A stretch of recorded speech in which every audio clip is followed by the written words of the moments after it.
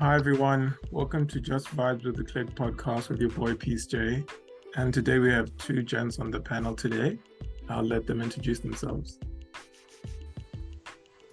Hey everyone, my name is Nqaba. I'm from Honeydew Ridge. And guys, my name is Nqaba and I'm from Blackheath. We're gents. So today's topic we'll be talking about men's mental health, right? And just to start off, I'm just gonna give you like a brief summary on the stats between 2010 and 2019. And this is from like the suicidal rate of South Africa that's done on microtrends.net. And it says that it shows that between 2010 and 2019, females have hit double digit, well, they've gone up to 12% in suicidal rates. So the highest that they had between those years was 12%. And for males, it was 40%. And while I'm just looking at these stats, I feel like it really is concerning how the numbers for males are just like really up there consistently. They never drop below 30 each year. So, gents, what do you think about that? All right, so from my side, I think suicide in general is very concerning. It's an issue, whether it be from a male or female side. I do think that it's a very serious thing. But with regards to the stats, I think it really makes sense. I think okay, my opinion is that women have a lot more leeway when it comes to being vulnerable or talking to someone or basically expressing themselves in any way, shape or form. Yes. I think when you're a guy, it's a lot harder because you need to think of people to talk to. You know, you can't just talk to anyone about whatever it is that you're going through. That's true. The stats to me make sense. Okay. Now, I agree with you. I feel like society says, like, society allows us, or well, not allows us. So society tells us that we should be vulnerable, but in reality, men can't be vulnerable. We're not able to talk about how we actually feel because we're told to suck it up and move on. Yeah. I don't think it's even a suck it up and move on. I think people have a genuine, especially more so in our generation where mental health is a more broader conversation and we have it quite often. I think, to me, I did a bit of research before we did this panel, and it showed that although depression in men is a high rate of suicide, they're not a majority, right?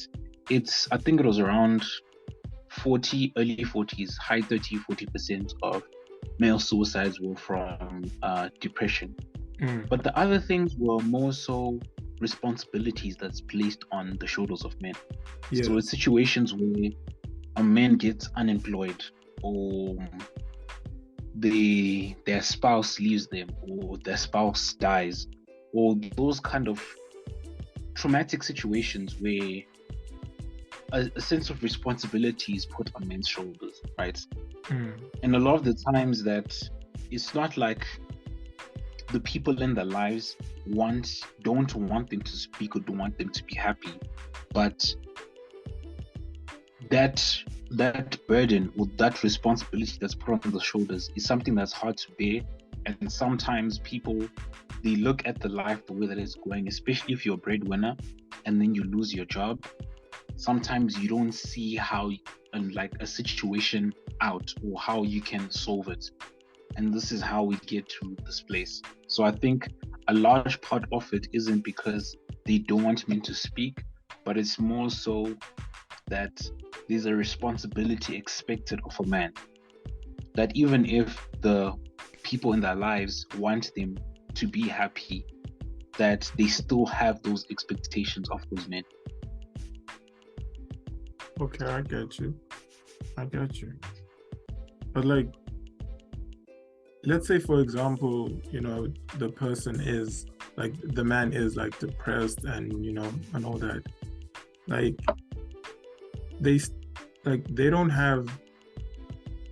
they're not able to speak to the spouse because like society says that if you speak to your, like if you be vulnerable towards your spouse, then they'll see you less of a man. Now, on top of you being depressed, right, or you just having a lot on your mind, now you have the thought of your spouse thinking that you're not a man. That just adds on to what you're already feeling. Yeah, I definitely agree with that because I've had conversations with a lot of my female friends and even women that aren't my friends. I just have random conversations with them, whether it be a mutual friend or whatever. But a lot of them say that they want men to open up. They want men to be vulnerable, to talk about their feeling, to cry, to say all of these things. But what I've noticed is they all say that, but they all have a threshold, right? So they'll be like, yo, Chomi, I don't mind if my man cries to me, but he mustn't cry every day. Then I'm like, oh, okay. So when it comes to the feelings of men, there's always a threshold, right? There's always like a limit where you can do something, but don't do it too much, or you can't have so much of this. So it's always like the guys that don't want to cry in front of their wives, in front of their girlfriends. I understand it because where's the threshold? You're never gonna know when that is, right? Because I can cry in front of my woman once, and then maybe to her that's enough. I'm not supposed to cry for the rest of the year. But what if later in that year I've got something to cry about? Now I can't, because she's gonna be like, oh no, remember 2 months ago you cried about something, you're crying about something else now. And now in her mind, I'm not a man because every 5 minutes I've got something to cry about. You understand? Yeah, I get you. And just to build on that, I think it also comes back to the responsibility thing. Because I think, especially in relationships, a lot of the times a woman look to their husband as an emotional rock, right? So they want to be able to see their husband as a person that can be the emotional rock. But if they see you as a place that's not a rock, then they stop seeing you as that emotional rock they can turn to all their problems. And if they stop being able to see you as that kind of emotional rock, it does change the dynamic of the relationship. Because part of the attraction sense, or part of the things that are foundational in relationships, is that understanding that as the guy, you're gonna be a sort of rock. So if she is emotional, you're gonna be there to listen to her problems, to kind of navigate through these emotions that she'll be having. So if you are also in the same place as you are, showing the amount of emotion as she is, then that kind of place that you have as the emotional rock in her life will waver, and that leads to very troublesome things. That's true. Oh, dude. So let me get personal now. Have you guys ever been like vulnerable in front of a female? I think in my adult life, I would say no. Okay. And maybe it's the definition of vulnerable, right? Because I think for me personally, I deal with things in a different way, right? Yeah. So for me, if there's anything stressing me, the only two options.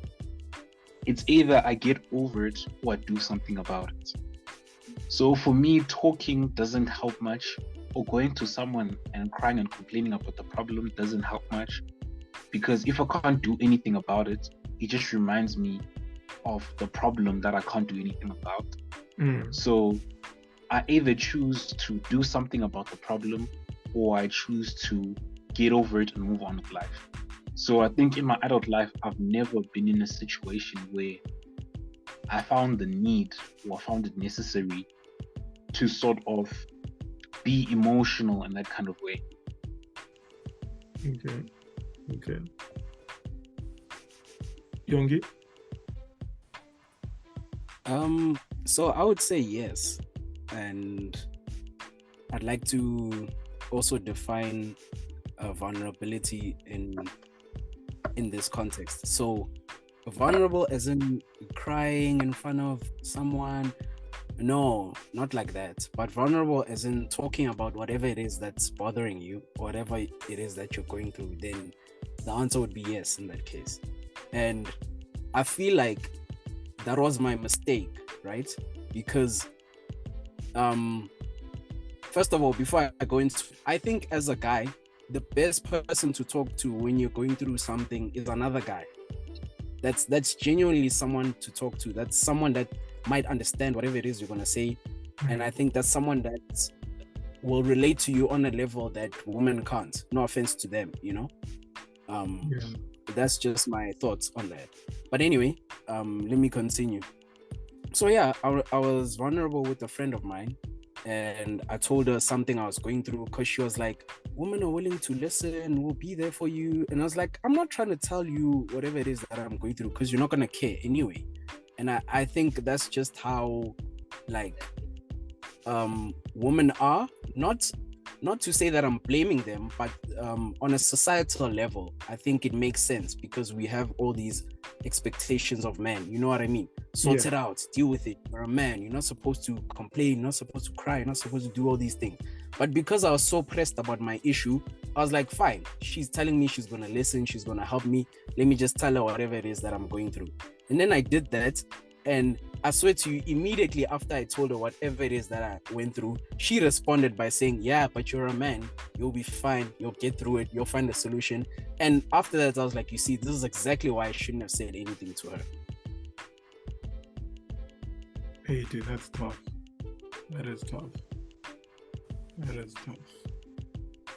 You know, I was speaking to this one friend of mine, and we said that, like, it only takes, like, for a man, like, you know, for a man to, like, not open up, like, ever, you know, it takes one person.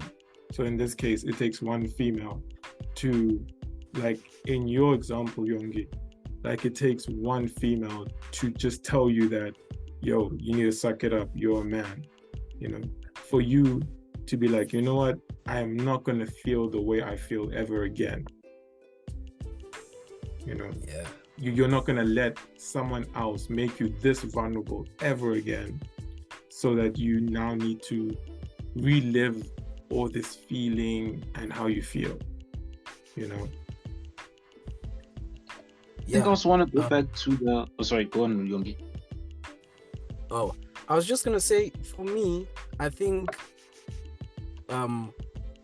it's not a case of not speaking out because we don't want to as men, right? I think if it was up to us, then we would talk. But you basically don't have that option as a man. That's what I think, right? Because you like crying in front of your wife or girlfriend, or being vulnerable or breaking down is equivalent to you going to her mother or her father and saying, look, I want to marry your daughter, but I'm unemployed. I don't have a car. I don't have a house. I don't have a job. Like, I've got nothing going for me, but I love her. They're going to look at you and be like, no, dude, who are you? Who do you think you are? You can't do that. You know, your role as a man is to provide, is to do all of these things. So I think with that being said, it's very similar to being an emotional rock, as Nqaba mentioned earlier on. Like, that's your role, that's your duty. You have to do that, right? Once you start breaking down, then who's gonna be that emotional support? Do you know what I mean? Yeah. I think just to go back to that burden of performance, and you know, it's not to shame people, but I think a lot of the times this conversation about mental health is only brought up once we bring up the suicide rates. But if we look in any other conversation that we have in life, that burden of performance has to be like, if you're a guy, you have to do these things. It's even the standard of, if you want to get married, you have to have a house, you have to have a car, you need to have enough money to support this person. And for you to get to that place, you need to be the kind of person that is already emotional rock to themselves. So for you to interact with the world, you need to be a person that is internally strong on your own. And that's like an expectation that you are. It's like a burden of performance that you get. And the reality is, the only time that men's mental health comes up is around the time when, as a society, we start talking about like suicide rates. But if I look at every other conversation or any other aspect of life, there isn't much mercy given to a man who isn't an emotional rock, or a man who isn't a provider. Because the reality is, if me as a guy to be like, I'm going through something, right? For the next 2 years, I'm probably going to be in and out of hospital. And then my kids were dependent on me, or my wife was dependent on me. People, when we're having the conversation in general, they might say that they understand. But in reality, there are always those eyes to be like, why isn't he doing this? Why isn't he doing that? And as Yongi also said, a timer like starts ticking to be like, okay, now this has happened. Like, right now, get over it so that you can continue being the provider. Yeah. You know, I feel like, okay, just to bring it home a bit now. So 2 years ago, my uncle passed away. Now, so let's say he passed away on the Monday, right? Like, I wasn't able to mourn like everyone else, you know? I wasn't able to mourn like the people who were coming to my house every day and just, you know, like, I was told, yo, you need to be strong, you know? And that time my dad had left the house. Not left the house. He went to Zambia to attend the funeral. And then, you know, the people here were like, yo, you need to be strong. Yeah, you know, you're the man of the house now. You know, you need to do this, you need to do that, you know, you need to make sure everyone's okay, what. And I can confidently tell you, none of the people that came to the house asked me if I'm okay. Nobody. You know? And then at that moment, I realized what it is to be a man. You know? The fact that everyone else needs to be okay first. Your feelings come last. You know? And that was like a hectic realization, but I realized that, you know, just like Nqaba said, it's only when someone commits suicide is when you is when we need to start talking about this, you know. And I got 2 examples where literally where people decided to feel that they need to commit suicide, you know. One of the examples was I think it was a schoolboy. His name was Nkosi, you know. he was accused of rape, and then now the person, like, in the letter he wrote to his mom, he said, "Yo, I can't do this. Like he was just saying that, I'm in matric, and there's a lot of things going on, with all the pressure, whatever thing, and I don't want to go to prison, and all that stuff."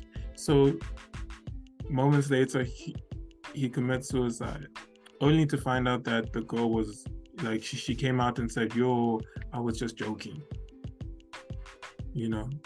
and something that pissed me off about that whole moment was the fact that the girl was okay. She, like, after everything, she still attended classes, everything. But then a mother has lost a son, siblings has lost their brother, and at that moment it was like, yo, mental health, a man's mental health is not even just about like someone above the age of 20. It's going down to like these high school students. And even that, like, he knew that at that moment his life was over.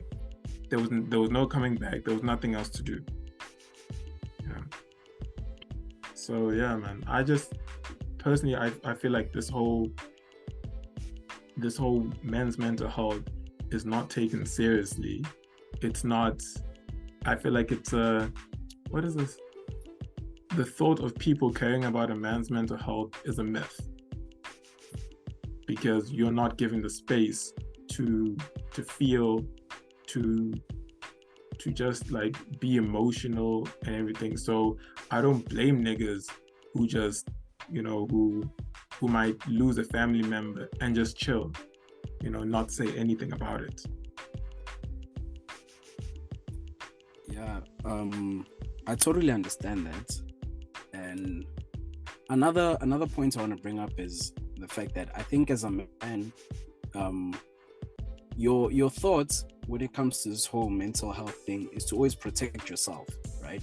So you never want to be caught in the situation where you're guilty of something, or you're not seen as a man, or you're seen as weak, or you're vulnerable because of something that you've said or done. You know what I mean? And sometimes you don't even have to do anything. You can just be guilty because the woman that's around you says you are. I completely believe that as a man, your future is determined by the woman that you surround yourselves with, right? So basically, if we're sitting in a room together and there's the three of us and there's 5 women, and then they call the police right now and say that we've done something to them, whatever that something may be, we touched them inappropriately, we hit them, we abuse them with substances, whatever it may be, right? What happens in that particular situation is that the police come and then they arrest us first. That's the first thing that happens. They don't need to prove anything. The girls just have to say, this is what they did, right? Then we'll be in handcuffs before they prove that we didn't. Only after the fact, then they can come to a conclusion that we didn't do that thing. And what happens after that is that the women are never held accountable. There's no accountability. They don't go to jail because they lied. They don't get sentences because they accused you of something, or it's defamation of character or anything like that. Like it's basically like, oh, okay, so yeah, they didn't do, okay, cool, whatever, and then we keep it pushing. You know what I mean? Yeah. So I think given that example that you just gave of the schoolboy that was accused of rape, it makes sense why he would see suicide as the way out, because he weighed out his options and he was like, there's no way I'm gonna get out of this unless I commit suicide. That's basically my way out. And I think I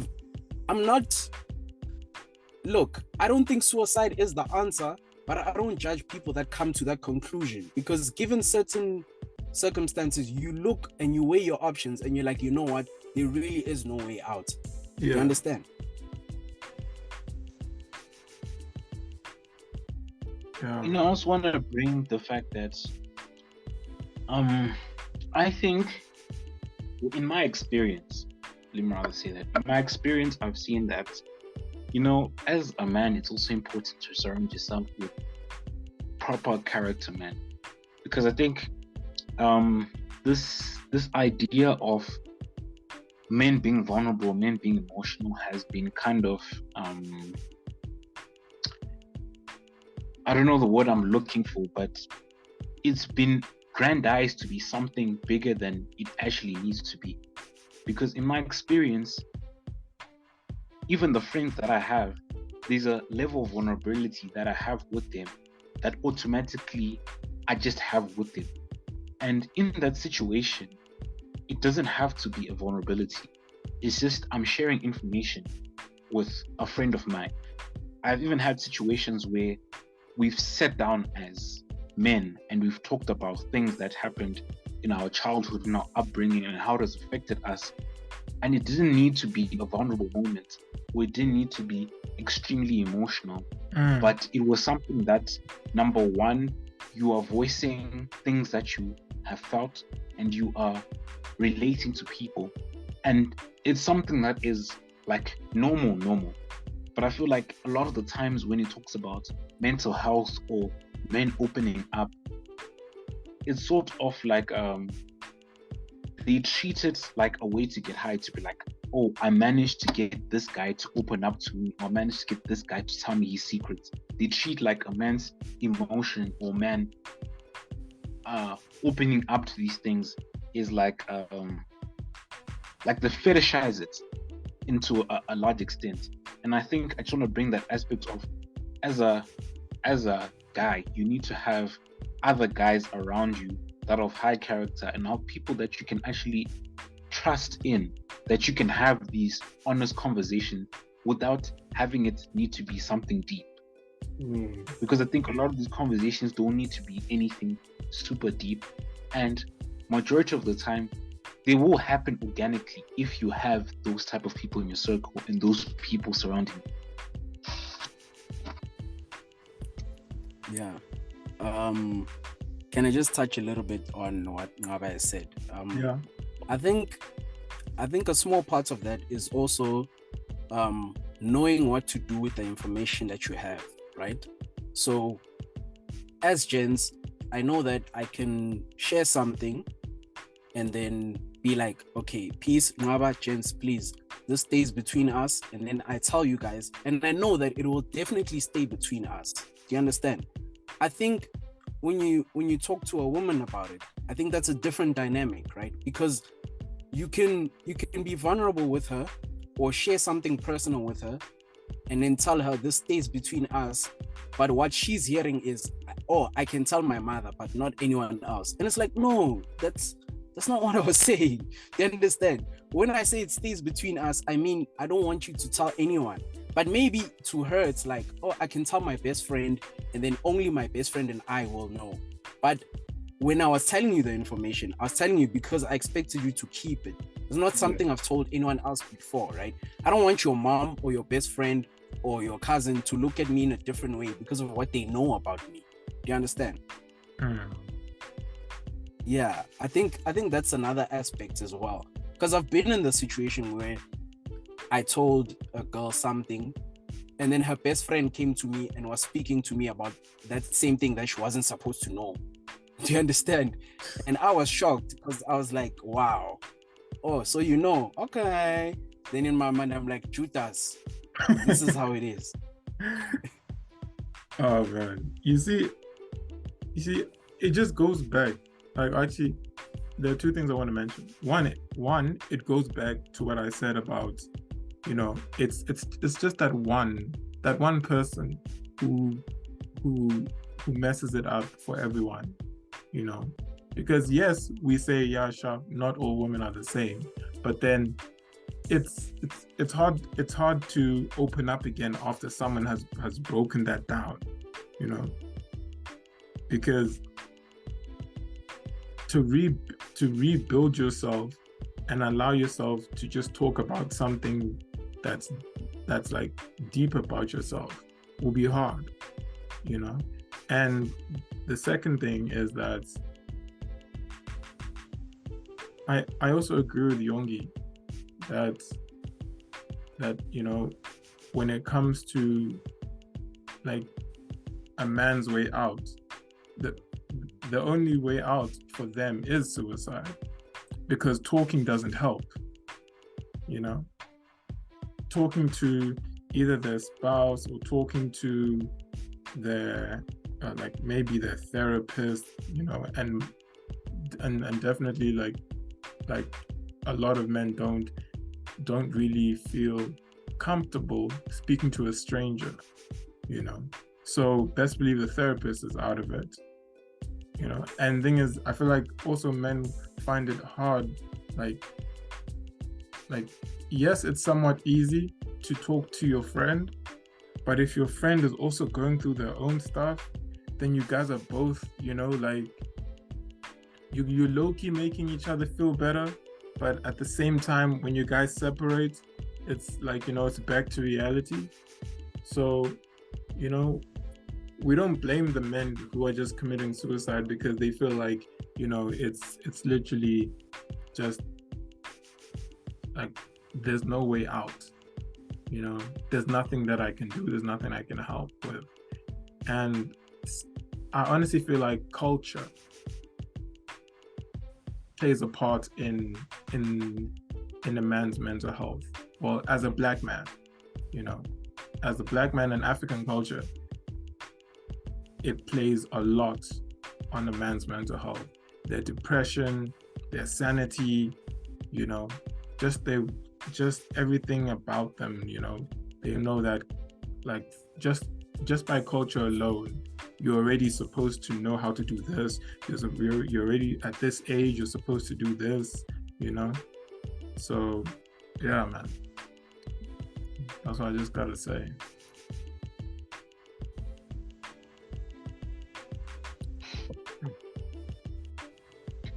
I think just on the culture aspect, I think it's because we're not picking a specific culture to get into, right?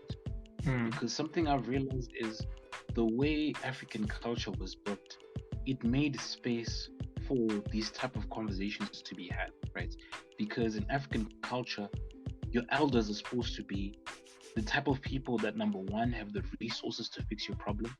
Because I think a lot of the times the reason why talking isn't an option is because, like,